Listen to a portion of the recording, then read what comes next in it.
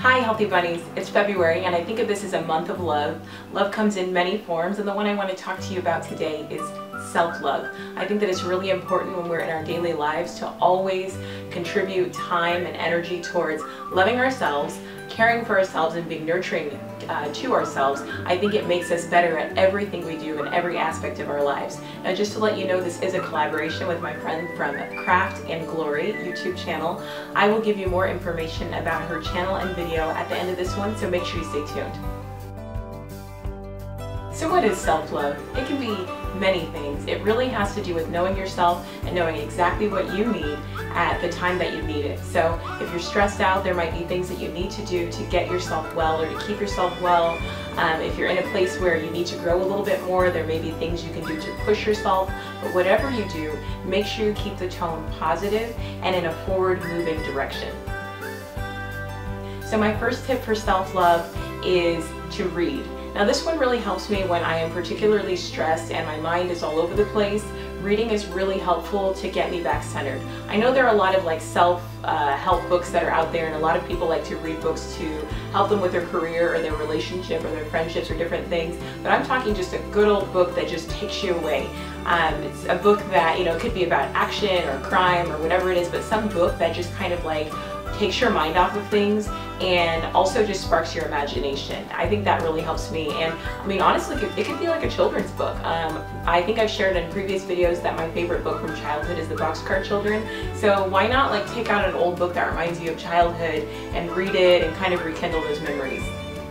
The next self-care tip is to clear your schedule. This one's really hard for me because once I commit to something, I just want to follow through. I don't want to be a flake. I hate letting people down. But the thing is, if I'm going to be letting myself down, then I need to do it. So it could be canceling some appointments I have. It may be rescheduling with a friend. The earlier you do it, the better, of course. But if you have to, if you need that day off, take it. Do what you have to do so that you can get yourself refueled and recharged. My next tip is to make sure you journal. I think this is particularly good for people who don't sleep well at night because there are just so many jumbled thoughts in their head, and you wake up in the middle of the night thinking about things you have to do.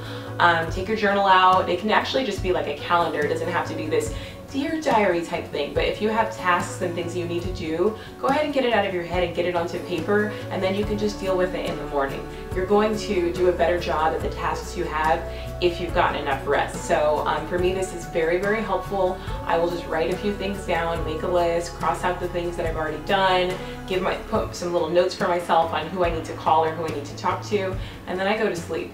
And sometimes I even go early if it's a really stressful day, whereas the tendency might be to stay up late and say, okay, I normally go to bed at 10, but I'm going to stay up till 11 so I can get a couple things done. But then you're exhausted in the morning and you've affected the next day in your productivity. So don't do that. Go ahead and write it all down and then get a good night of rest. Another one I really like for self-care is to cook yourself a really nice meal. This is something I would do for others, so why not do it for myself? And the benefits can last me throughout the week, because say if I decide to take the time and make a really good lasagna, well, I'm going to have leftovers, so I won't have to cook the days after that. It's something that I really love. I think of Italian food as super comforting, just to make something really nourishing, because I feel like when I'm stressed out, I'm more likely to just be like, oh, I'll just go and buy something really quick. But honestly, I would save money and time if I just made it myself and I could make it to my liking. So I think that cooking a nice, nourishing meal is something that's a really good way to care for yourself.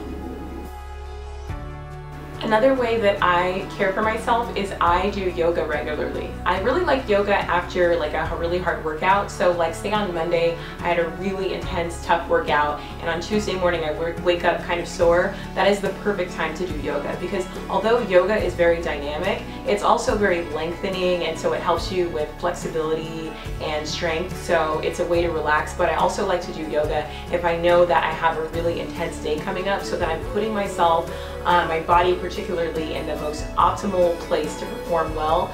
Yoga is really about being in tune with your body and linking your mind with your body, and so I think that's why it's a really good way to self-care. So if you haven't tried yoga yet, maybe go to the gym and try one of the yoga classes there. There's plenty of yoga courses online throughout YouTube, but I like the idea of going to a class so that you can hear the instructor give tips and they can sort of look at your form and different things. But The benefits of yoga are amazing. I mean, there's different postures that you can do that are for like different internal organs, and it really increases your circulation. There's just so much to it. So if you have not tried yoga yet, or it's been a long time since you've done yoga, I would try that. I think that it would be extremely helpful to you.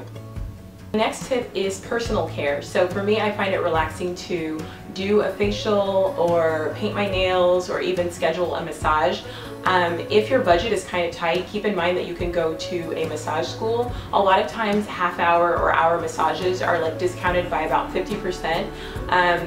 The drawback is that you are at a massage school, so it's not going to have like the fluff that a regular spa would have, but it's good for relaxing your muscles. So anything that has to do with like just pampering my body, I find that to be a really good way to give myself some self-care, and the benefits are awesome. After a massage, I usually sleep really well that same night.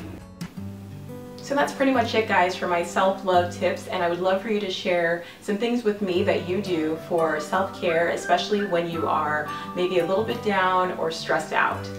Now it's time to watch Brandy's video. Her channel is awesome. It's called Crafts and Glory, and she's basically a hub for everything beauty, DIY, empowerment, creativity, and so you've got to check her out. Everything's super easy and plain and awesome ideas. So that's it, and thank you for watching.